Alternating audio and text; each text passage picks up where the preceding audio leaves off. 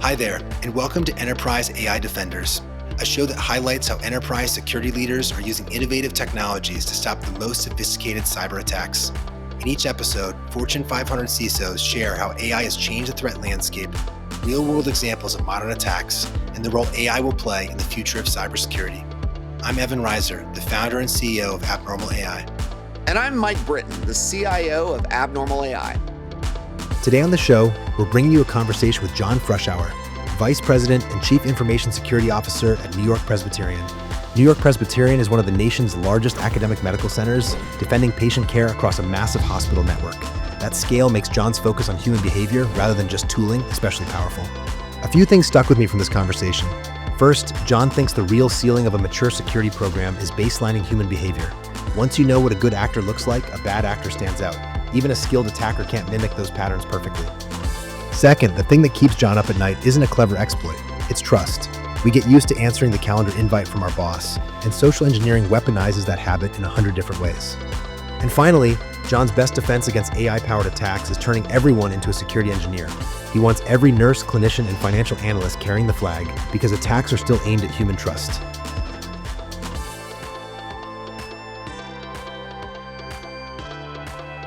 John, well, first of all, thank you so much for joining us on the show. Do you mind telling our audience a little bit about kind of your background and maybe how you got to where you are today? I enlisted in the Marines initially as I was in the infantry. I was what's called an 0313 LAV crewman.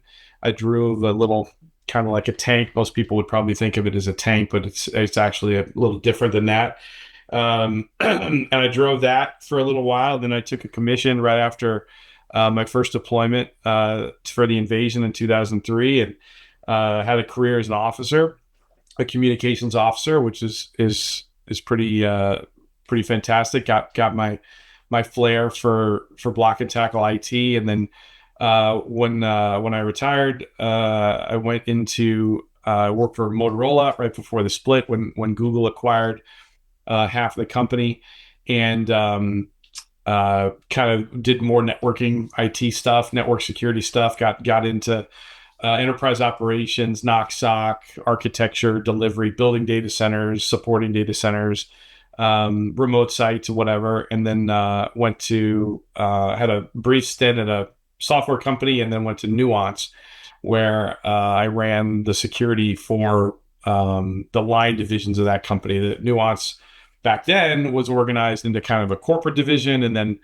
separate revenue or line divisions, one for mobile and auto, and one for enterprise, and one for cellular, and then Siri was in there as well, and eventually ended up at NYP doing the security thing again, and CISO. John, I'm not trying to lead the witness here, but there's not a lot of people I talk to who both, enlist in the Marines, stay for a while, who are not kind of mission oriented. So I don't, again, I'm not trying to push in that direction, but you think about kind of what inspires you today, right? Being a CISO is a tough job, right? Working in cybersecurity is a tough job in 2026. There's easier things out there, right? That would certainly maybe let you sleep a little bit easier. What kind of like inspires you? What motivates you? Like kind of why do it? I would say it's the team, it's the people more than anything else. It's the glee, the energy that comes off of young engineers as they focus on hard problems to solve. We get the hard problems. InfoSec naturally sits, I've heard a lot of analogies, the tail that wags the dog, the ivory tower, the top of the stack. InfoSec technically sits in places where you kind of see all and touch all, because we have to. The nature of our business is everything's commingled. And so seeing an engineer, latch on to a task or a problem and touching all those familiar disciplines of IT to solve it is a pretty incredible thing. It's just challenging people of any age, challenging people to explore and learn. Typically and most often outside of maybe where they came from in IT or outside of IT.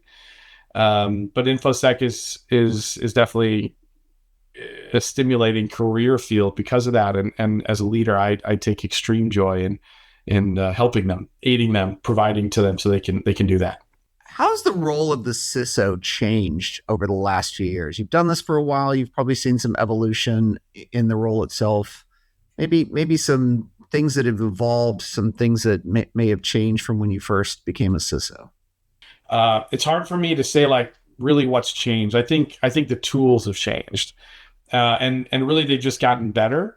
Instead of operating with some rusty, ferrite composed shovel, we've got this titanium, platinum, perfectly weighted, graphite handled beauty of a shovel. Like the tools have matured, but I'm not so sure that really the game has changed that much to a point where we would ignore history, we would ignore the counsel of our elders, our smart people that have come before us.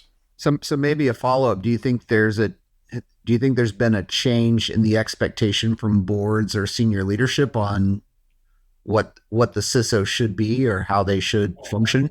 It remains the case that every board member or any C-level executive still wants the CISO to kind of keep us safe. We're the watchers of the wall, right? Watchers on the wall, excuse me. Isn't that a Jimi Hendrix song? You'd be upset with me. But we are the watchers on the wall providing defense of our institutions. And in some cases, offense, depending on your particular institution. That has always been the same. What I'm really happy to see, though, is folks that traditionally didn't have an exposure to cyber, didn't grow up with this theme as they developed businesses or led businesses. Now, maybe you call it kind of like the baby boomer era generation, is starting to kind of turn over with the next generation that did grow up on Nintendo and MTV and did grow up, with Game Boys and I was trying to think of the pocket organizer. It escapes me, but Blackberries and all these technologies. And so what I think the perspective has shifted to not just wanting to know that we're safe, but also wanting to know how we're safe. Given we have some new technology, obviously like AI is the thing of the topic of every conversation today. But I imagine like if we kind of keep playing forward with, we have new technologies, AI or otherwise, there's probably things we can do with that behavior in 2027 that weren't possible 5 years ago or 10 years ago. What do you see as some of the opportunities there? And are there like things that, you maybe think some of your peers should be thinking about kind of as we go into that potential future for cyber?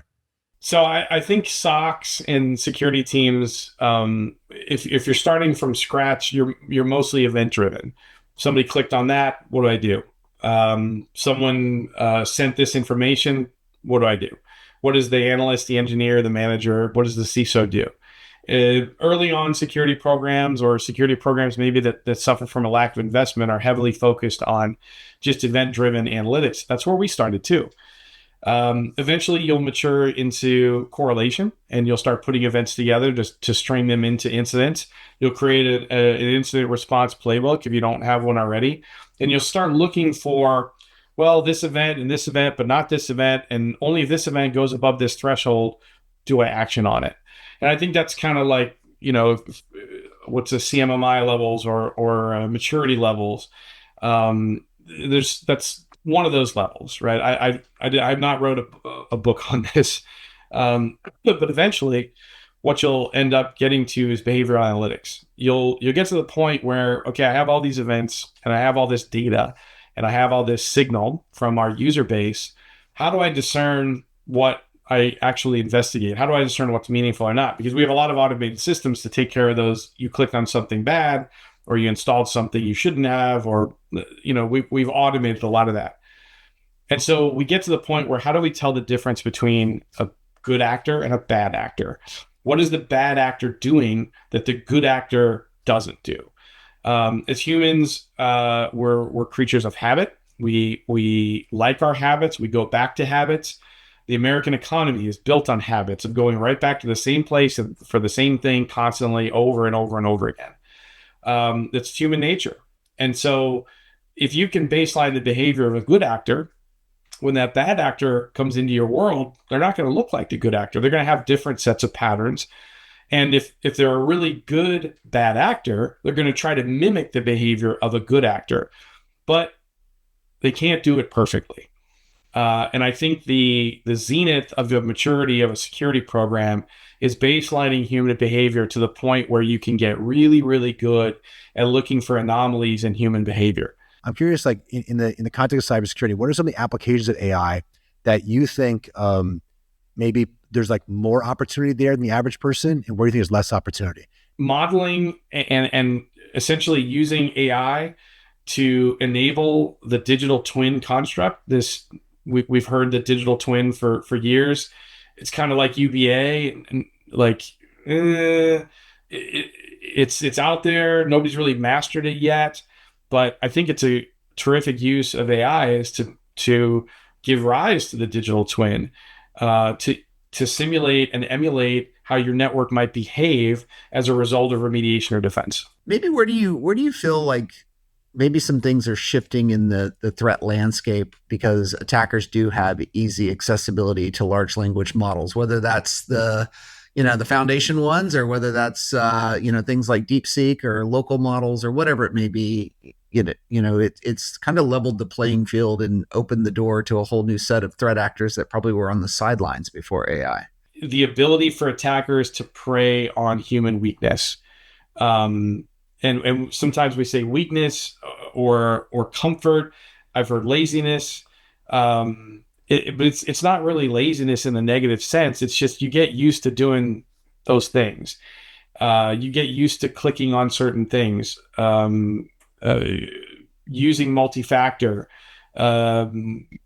responding to multi-factor fatigue, responding to emails or calendar notifications from your supervisor. You get used to these things. And it's amazing to me how easy they can be exploited because of trust. It's not laziness. It's just you trust that that's there. It works. It's supposed to be like that. And that's how you operate every day. And I think it's just the compromise of that trust through attacks based on social engineering in 100 different ways. That's what keeps me up at night because it's just so damn easy to exploit. AI is getting really good at like come up with really sneaky social engineering schemes that even like some of the smartest people like would never dream of. And some of these are even kind of unrecognizable by humans. So like, what is the consequence of that, right? Does it change how we need to even think about what the threat vectors are, right? Or does it cause reconsideration of the threat model? Does it change like the skills we need on our teams or the expectations we need from technology providers to kind of counteract that? We want, everyone to be a security engineer. We want every nurse, every frontline nurse, every clinician, every administrator, every back office technician and financial analyst to carry the flag of information security. And I don't know of another way to do it than to saturate them as much as possible with propaganda, with annual training and with bulletins, BOLOs, be on the lookout, email awareness. Some larger institutions have like a web page, a centralized place to get all your information, an intranet type of page, advertisements, and then of course celebrating the heroes. This person defended against this attacker that tried to impersonate someone and change their credit checks or their cash check banking account. I can't even think of the name. Sorry, but these types of things, celebrating, highlighting the misses in the most positive of ways, so that we can reinforce not doing it again. But this campaign of kind of highlighting the importance of InfoSec, I think is probably one of the best defenses to AI-based attacks being so much more kind of targeted, whaling the term at certain individuals, and precise. The accuracy and the precision of these attacks has been amplified. There's no doubt, but there's still the same types of attacks. I think as we grow cybersecurity and buy-in from even like individuals just entering the workforce today is way better than it was 20, 25 years ago. They're just way more sensitive to it. Were there things you observed through, at the Marines or, even in the rest of your journey career, any sort of leadership observations or principles that have kind of been really effective for you as you're kind of building and developing, cybersecurity teams today? Part of my training was to drill into me that the troops come first in everything. And so I think prioritizing their ability to execute has to be the most important thing a CISO can do. I'm not watching the SIM. I'm not getting, well, I guess I do get a few alarms, but I'm not reacting to those alarms. I'm not working with the end users, being like, what are you doing? Is this you? What's going on? What did you click on? Like, I'm not doing that stuff. What my primary occupation is to enable our engineers, our architects, what I would call our front line, to be successful in their duties. Are they trained appropriately? Are they stimulated? Are they working on problems that can be solved? We're not trying to find the next NP complete problem out here and figure it out. We're trying to put our time and effort into real things that we can get something out of. Maybe we change a defense, maybe we do some education. But I think enabling them and ensuring that their support comes before any new investment or new technology or whatever.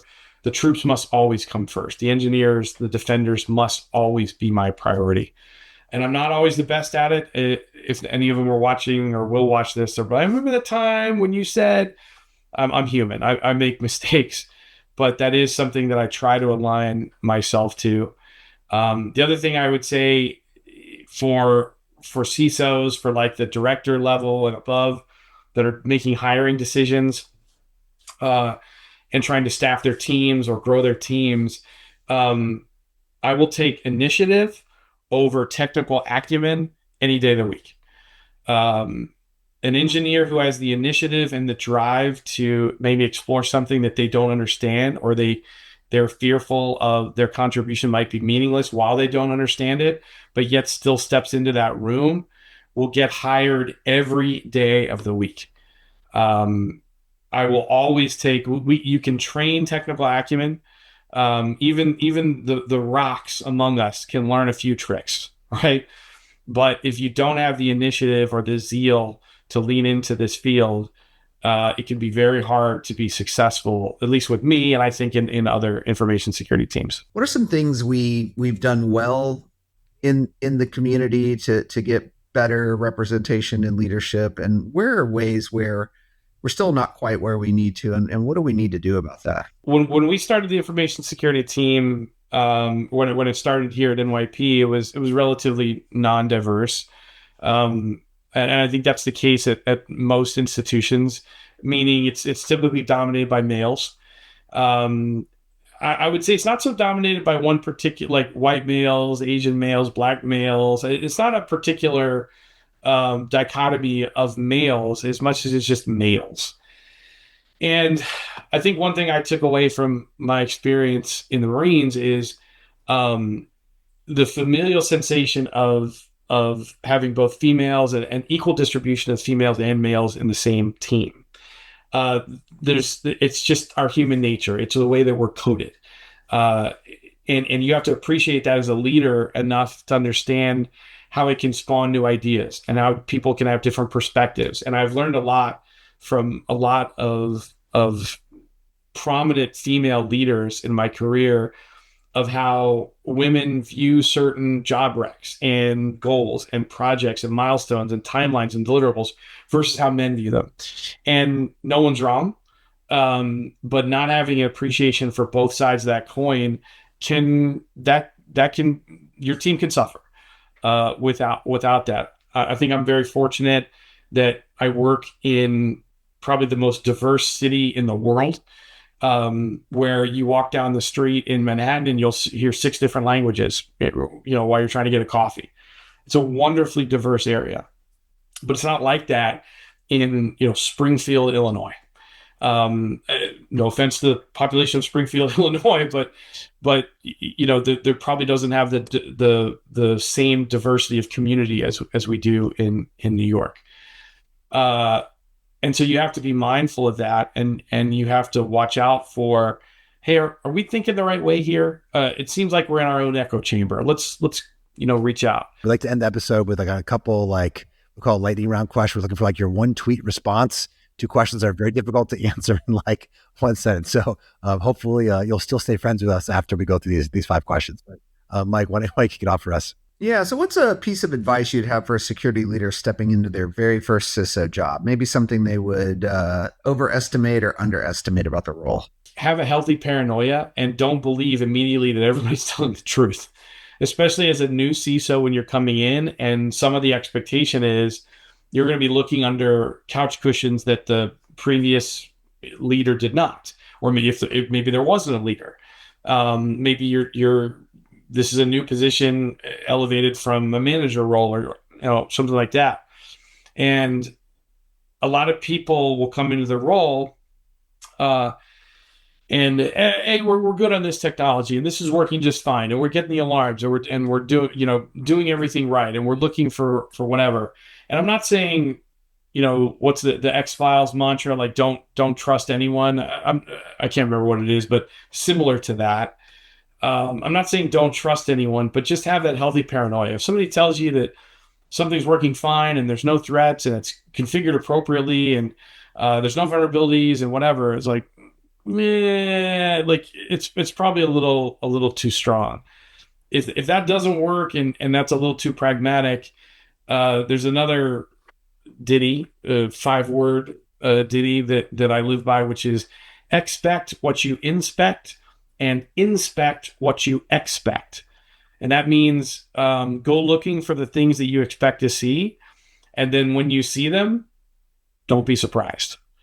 What would be your advice about, how maybe some of your peers should really stay up to date with kind of the latest technology trends, whether it's AI or otherwise?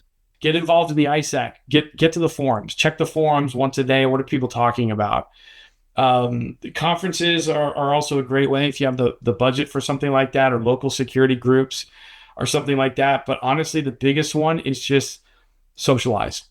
And it can be hard. You get a lot of people in InfoSec that are kind of introverted because they just love spending 8 hours in the basement chasing, the rabbit on some hard problem. And those are great InfoSec engineers. Those type of people are just ridiculously committed to solving the problem. Love that community.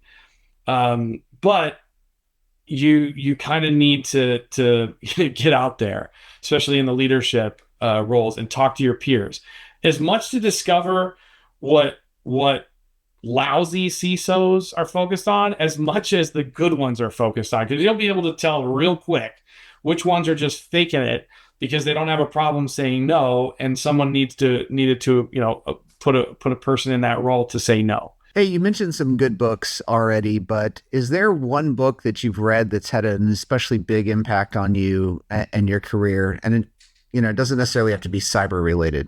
The Cuckoo's Egg is as much of a kind of a Tom Clancy for nerds novel, as much as it's a computer history novel, as much as it's just an appreciation for hippie culture in Berkeley in the late 70s, in the 70s, I should say. But it is the first kind of documented, I think it's still the first documented remote cyber attack ever, I'm pretty sure. And Cliff goes through, and Cliff was the unknowing kind of recipient and defender. And he goes through physical remediation to digital remediation to discovery to offensive security. And it's just an amazing story, amazing story about, people trying to get into Berkeley and steal state secrets. John, one last question. Can I be the one sentence version of this one? What's your kind of message, or what do you want? How do you want to? What would you say to kind of like the next generation of security leaders, right? If someone's maybe thinking about joining the cybersecurity field, they're thinking about joining your team, they're thinking about joining our kind of civilizational defense force, what would be your message to them? I don't know if it's going to sound more somber than the intent, but I think about that quote from Saving Private Ryan, when Tom Hanks' character is dying, sitting next to this tank, and Matt Damon leans into him and he says, "Earn this." To be a competent, capable, contributory security engineer, you're probably going to have to go through a lot of stuff and learn a lot of fundamentals that maybe you didn't expect. I think our education system in this country has in the last 25, 30 years has really understood what cybersecurity is and promoted all kinds of different cyber education programs and certifications and quick wins, quick 4-year cyber degrees to get you out there and get you into a SOC and get you monitoring events, which works. And you might make a career out of it. But I also think that understanding the fundamentals of Boolean logic, a linear algebra, finite and non-finite automata, discrete functions, modeling and statistical, math for statisticians, or maybe computer security for statisticians, or stats for cyber, whatever the word is. But these fundamental disciplines that probably might not be in a SANS course or a 1-week boot camp, the foundational nature of them will make you head and shoulders above your peers. I like it. Well, John, thank you so much for joining us today. It's been really inspiring hearing you talk and share your ideas about the past, present, and future, and I'm looking forward to doing it again sometime soon. Thanks, guys. That was John Frushour, Vice President and Chief Information Security Officer at NewYork-Presbyterian. I'm Mike Britton, the CIO of Abnormal AI. And I'm Evan Reiser, the founder and CEO of Abnormal AI. Thanks for listening to Enterprise AI Defenders. Please be sure to subscribe so you never miss an episode. Learn more about how AI is transforming cybersecurity at enterprisesoftware.blog. This show is produced by Abnormal Studios. See you next time.